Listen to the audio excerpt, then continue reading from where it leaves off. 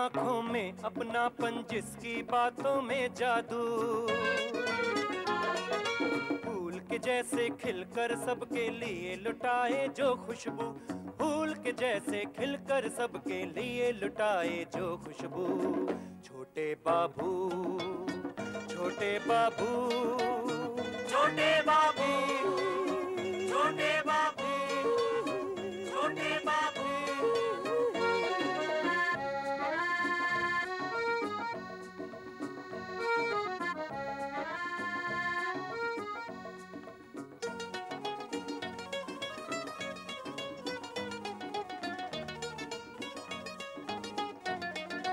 अपने दुख की आंच किसी को कभी नहीं जो लगने दे, अपने दुख की आंच किसी को कभी नहीं जो लगने दे, आगे बढ़कर पहुंचे जिसने सबकी आंखों के आंसू। छोटे बाबू, छोटे बाबू, छोटे बाबू, छोटे बाबू, छोटे बाबू, छोटे बाबू।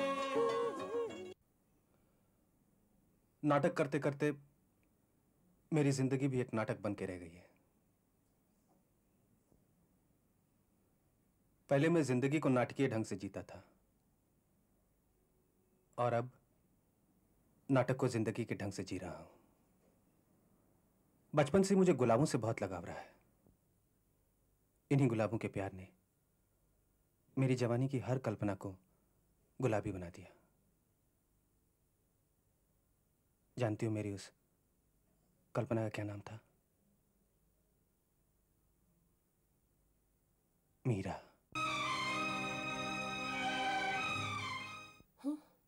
चौंक गई ना? अंग अंग गुलाब की पंखुड़ियों से बने हुए थे, सारे बदन में गुलाब की टहनियों की लचक, सांसों में महकती सैकड़ों गुलाब की खुशबू।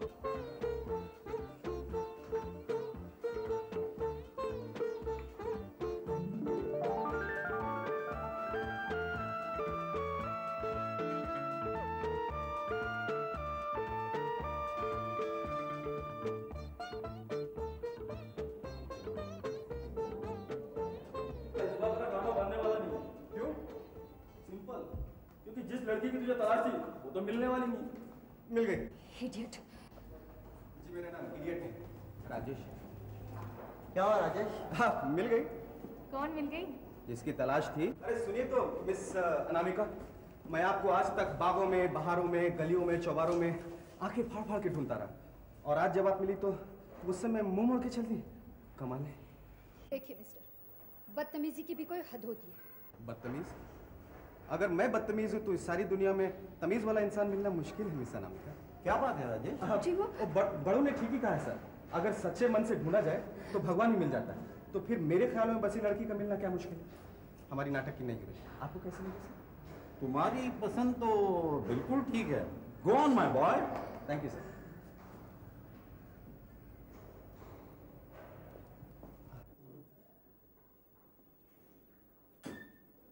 बगैर पूछे कैसे अंदर आई? ये क्या मजाक है डैडी? डोंट से डैडी, मैं यहाँ प्रिंसिपल हूँ, समझी? Sorry sir. ठहरो, क्या कहना चाहती हो? मैं अपने डैडी से कुछ कहना चाहती थी, आपसे नहीं।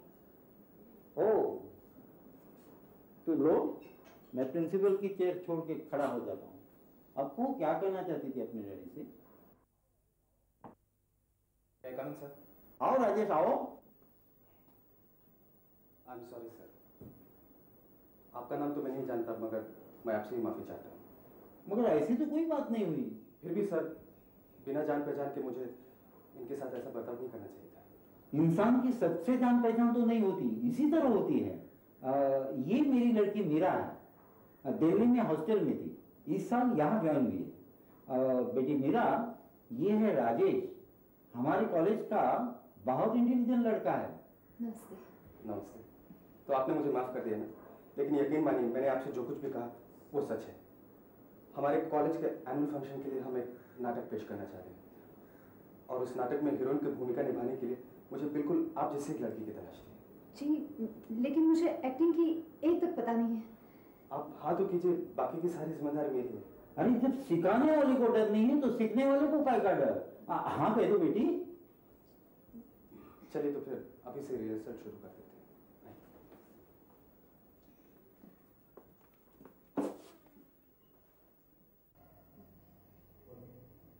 हाँ बोलिए। हाँ वो हाँ क्या क्या भगवान ने हाँ काश भगवान ने सैनिक की पत्नी को पति की जितनी क्या दी होती, जिंदगी दी होती। हाँ काश मैंने हीरोइन के सिलेक्शन में इतनी जल्दबाजी न की। देखो इसमें बुरा मानने की कोई बात नहीं, लेकिन अगर इस तरह से डायलॉग बोलोगे तो स्टेज पे मेरी बीवी तो क्या साली भी नहीं लगेगी। तो राजेश, तुम जैसा चाहते हो वैसे बताओ ना, क्यों बेचारी को नर्वस करते हो? देखिए मिस बेचारी, इसमें नर्वस होने की कोई बात नहीं। बेशक ये नाटक है जिसे करने वाले और देखने वाले दोनों जानते हैं, मगर देखने वाला ये चाहता है कि उसमें वो सच्चाई उभर के आए जो आम जिंदगी में होती है।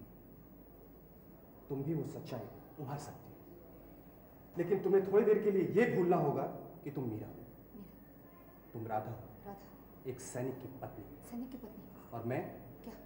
राजेश नहीं, एक सैनिक हूँ। सैनिक? तुम्हारा पति।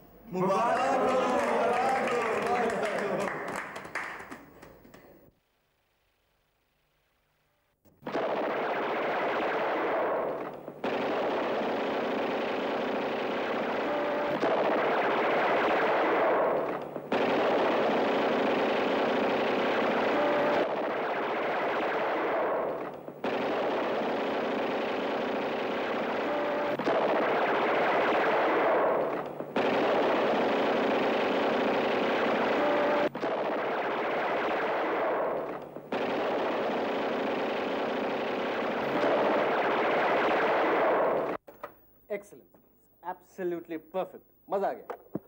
अरे वाह, तू भी आ गया मेरे आर्ट डायरेक्टर। बता तूने क्या बनाया?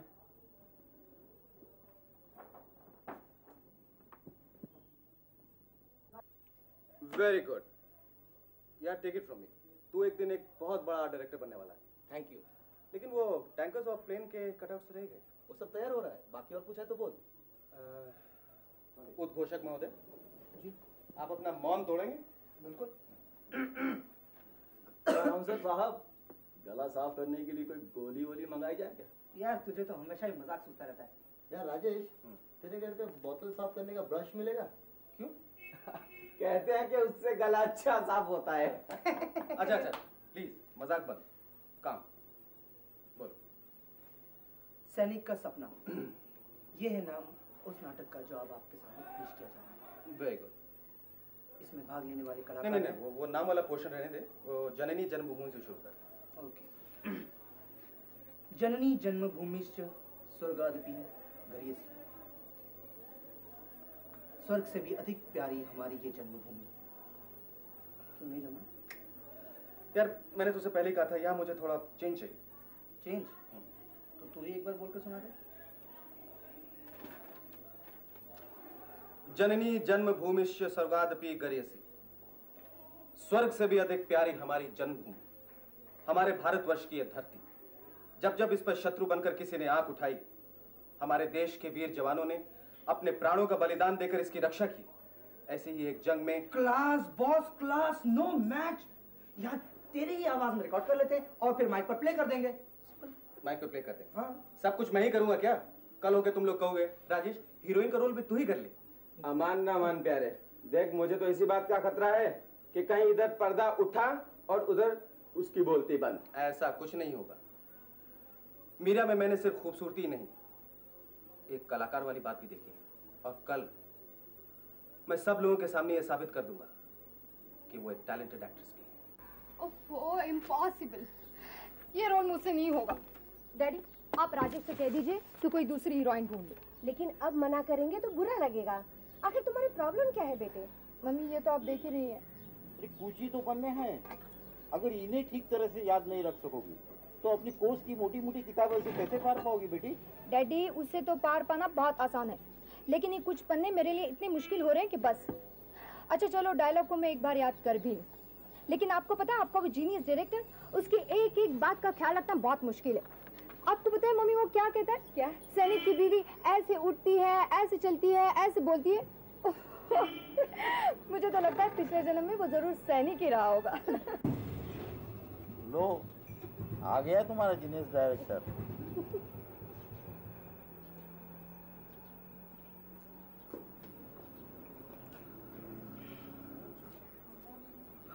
और राजेश बैठो। Thank you sir.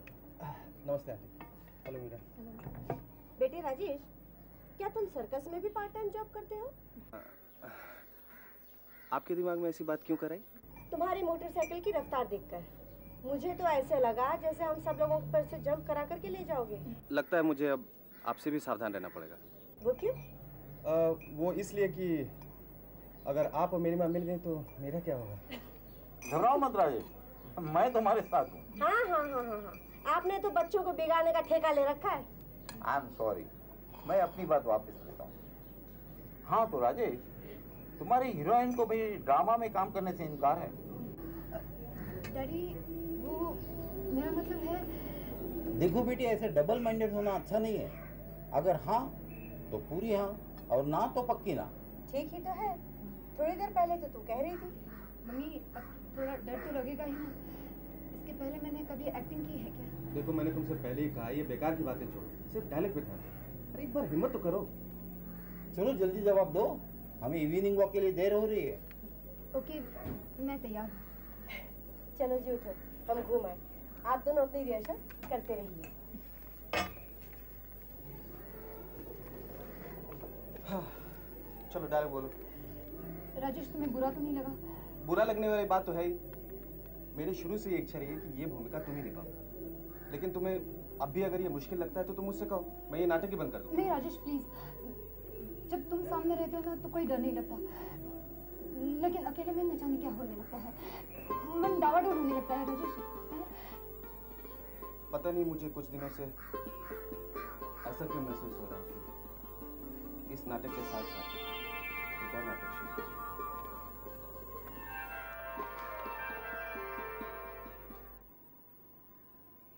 हे भगवान, क्या हो गया है तुम्हें?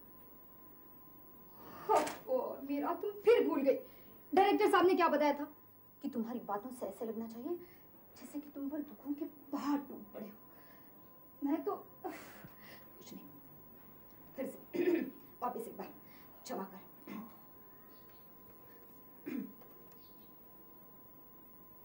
तुम, हे भगवान,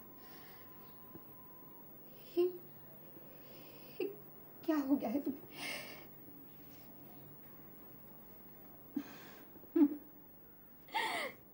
क्यों डायरेक्टर साहब, ठीक था ना? अरे क्या खाक ठीक था? हाँ, माँ यहाँ आकर खड़ी होंगी तो सब पंटाधार हो जाएगा। इस सब की पोजीशन थोड़ी थोड़ी बदलनी चाहिए। राजेश मियाँ, आप उठिए, यहाँ आइए। मीरा जी, प्लीज आप जरा यहाँ आके बैठिए। और माता जी, आप इस दरवाजे से यूं चलकर यहां आकर खड़ी होंगी, फिर मेरा दिल तोड़ दिया हुआ पगले कहते हुए दोनों के पास पहुंच जाएंगे। समझ गई? नहीं, घर पे नहीं, घर पे नहीं, वो पता नहीं कब आएंगे। नहीं, कुछ कह के नहीं गए।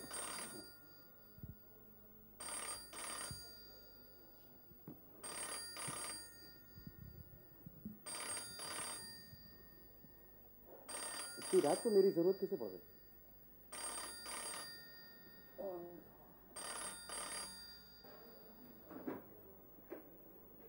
यहाँ कोई डायरेक्टर फायरेक्टर नहीं रहता। Sorry, wrong number. अरे वाह बच्चों, मेरी नींद उड़ाकर खुद चैन की नींद सोना चाहते हो? अब मैंने भी तुम्हारी नींद नहीं उड़ाई तो मेरा नाम भी मीरा नहीं। देख देखो।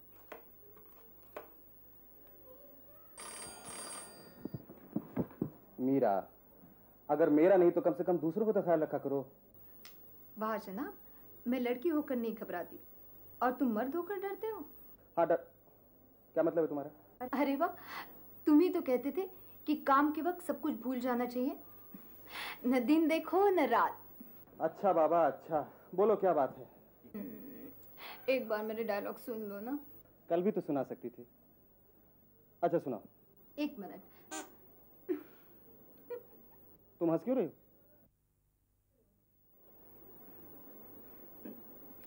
तुम, हे भगवान, क्या हो गया है तुम्हें? Very good, very good. Next. काश भगवान ने सनी की पत्नी को पति की जितनी जिंदगी दी होती। मीरा, तुम इसी डायलॉग में तो मार खा जाती हो। क्या कमी है राजेश? इस डायलॉग में एक स्त्री की बेबसी, एक सुहागन की मन की तड़प जाहिर होनी चाहिए। मैंने तुम्हें कल शाम विद एक्सप्रेशंस करके दिखाया था ना। क्या करूं राजेश, भूल गई ना। ओहो, तो फिर अब कल तक इंतजार करो। अब इस वक्त आधी रात को मैं तुम्हारे घर आकर तुम्हें सब कुछ तो नहीं समझा सकता ना। तुम अगर चाहो तो वो अधिकार भी हासिल कर सकते हो। मम्मी डैडी भी तुम्हें बहुत पसंद करते हैं। रियली? देखो मीरा, मैं तुम्हें पहले भी वार्निंग दे चुका हूँ कि इस नाटक के अंदर जो हमारा नाटक शुरू हो चुका है उसकी रिहर्सल हम बाद में करेंगे, समझी?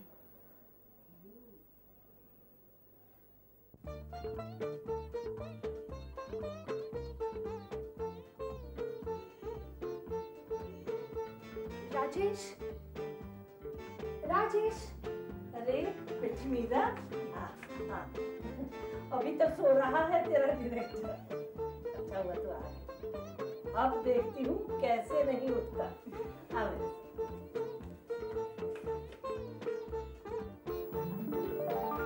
देखता कैसे घोड़े बीच के सो रहा है, जैसे आज की तारीख में सुबह जैसे कोई चीज ही नहीं थी। राजेश, राजेश बेटा देख कौन आया है। राजेश, क्या बात है माँ जी? अरे क्या बात है, मुझे छू के क्यों देखा जा रहा है? देख लिया ना अपनी जिद का परिणाम।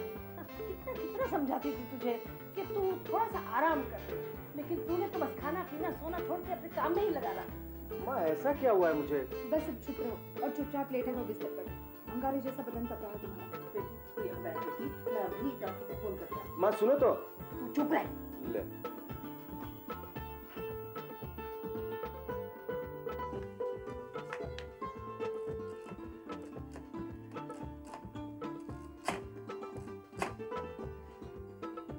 हेलो डॉक्टर साहब, मैं राजेश की माँ बोल रही हूँ।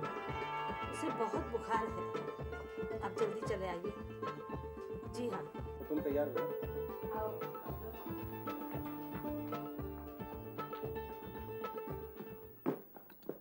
डॉक्टर साहब, कुछ भी कीजिए लेकिन कल शाम तक मुझे ठीक कर दीजिए। कल मेरा एक ड्रामा और आप चाहें तो। तू थोड़ी शांति रखता, उन्हें देखने तो दे।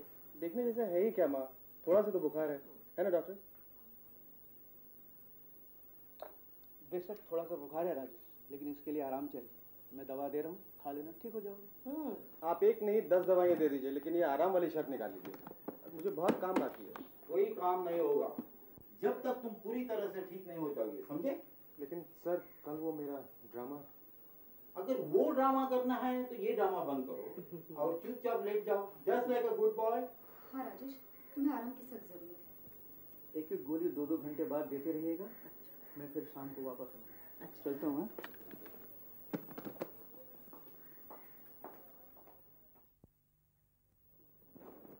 मीरा, तुमने अभी तक मेकअप नहीं किया, ऐसे कैसे चलेगा? शो शुरू होने वाला है। अशोक, तुम्हारी तरफ से तो सब ठीक है ना? महेश, शंकर, अनवर, तुम लोग प्रिपेयर्ड हो ना? देखो ये हम सबकी इज्जत का सवाल है। डॉक्टर साहब जी, यदि कंडीशन सीरियस हो तो हम इसे हॉस्पिटल में भर्ती करवा दें। अब मेरे ख्याल से बुखार उतर जाना चाहिए। खैर घर रास्ते में लौटते वक्त एक दफ़ा देख जाऊंगा, अगर सीरियस लगा तो एडमिट करा दूंगा और ये दवाइयाँ आप लेकर आइए। Okay doctor. लाइट्स कौन सी है? अच्छा माँ जी, पर्दे पे चिंता है कोई बात? लाइए सर, दवाई मैं ला देता हूँ। मुझे ड्रामा करने सिखाना। ठहर बेटे, मैं पैसे देती